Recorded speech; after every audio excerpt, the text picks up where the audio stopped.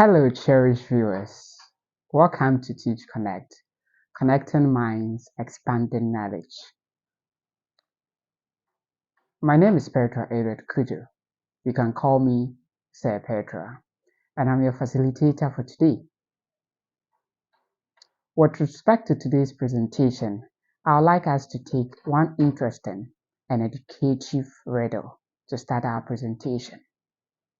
Now, this riddle is going to prepare our minds for the presentation. The riddle goes this way. I'm as old as humanity itself, born when differences meet and heart swells. I can build bridges, and sometimes break them apart. Sometimes in the minds of people, and sometimes also in their heart. In Ghana, I wear many farms, from land dispute to political storms. When I'm resolved, peace takes my place. But when I'm left unchecked, I leave a bitter trace. Viewers, who am I? I know you had it right. The answer is conflict.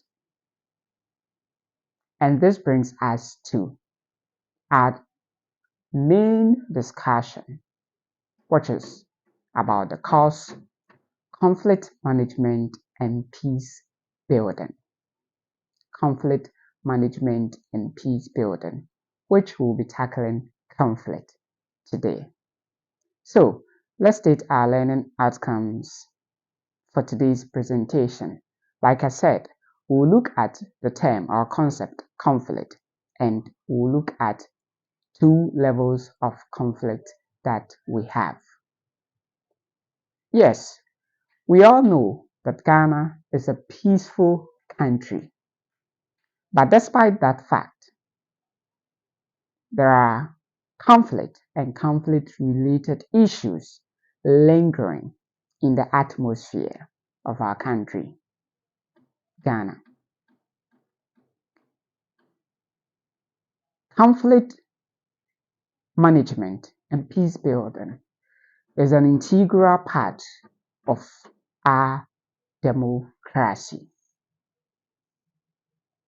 And sometimes the indicators of this conflict that we are talking about ranges from ethnic conflict, chieftaincy dispute, land dispute, militarization, political tensions.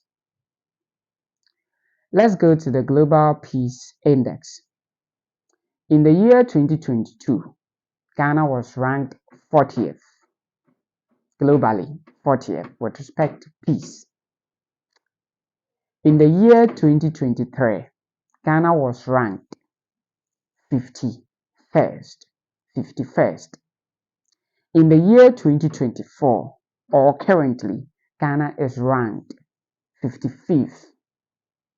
So, we can identify something or notice something there, that as the years goes by, peace keeps on deteriorating in our country.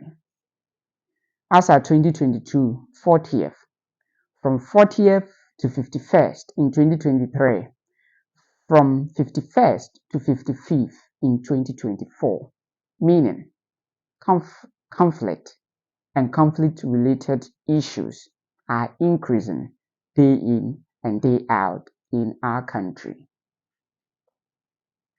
Now, that is a brief introduction. Let's get to the term conflict or the word conflict. When we hear the word conflict, what comes into our mind? Many of us, what crosses our minds are disagreement or misunderstanding between two parties or two people. But yes, We believe, yes, we know that conflict is a disagreement or a misunderstanding between two or more people or two parties, but it goes beyond that. So, conflict, like we said, one, there has to be a disagreement, a misunderstanding. Two, between two or more people, between two or more parties. Three, having different opinions, perceptions, values, suggestions, etc. about things. Now, we can also say that conflict is a process whereby people, organizations, individuals work against the interest of others, work against the interest of others.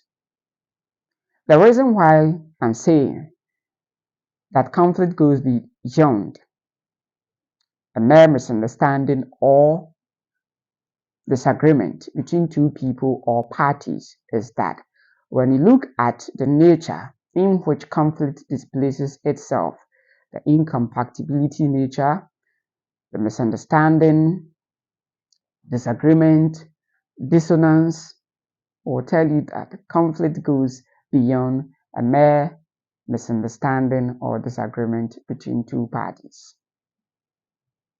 So currently in Ghana, when you go to Bako, the Kusasi and the Mampusi, there is this conflict between them.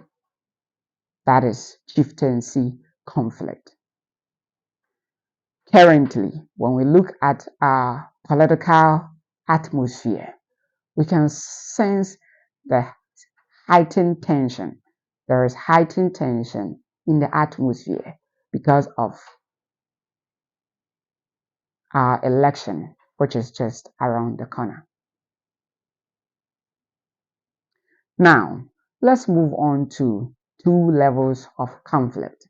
So, conflict can be classified into two levels. So, one, violent conflict. One, violent conflict. Two, non-violent conflict. Now, let's look at the violent conflict. The violent conflict can lead to death, threat, the use of arms, personal attack, and many other. Now let's come to the non-violent conflict. The non-violent conflict is like a verbal exchange, peaceful demonstration, isolation, and many other more. Now there is one key thing to take notice of when you're talking about non-violent conflict, because as we all know, any conflict that start from the base. And when it starts from the base, you see it as, oh, this conflict is a non-violent conflict, or as for this conflict, it's not that serious, or it wouldn't disturb anything. But what we have to take notice of is that when we leave non-violent conflict unchecked, it can lead to violent conflict. It can lead to violent conflict. This reminds me that if it can lead to a non-violent conflict, then we have to put measures in place to build peace. To build peace. But before we do that, there are other forms of conflict that we can also look at: interpersonal, intrapersonal, and many other more. Managing conflict is very key as far as democracy is concerned. This makes me remind one famous quote, the former US President Ronald Reagan, who said that conflict is not the absence of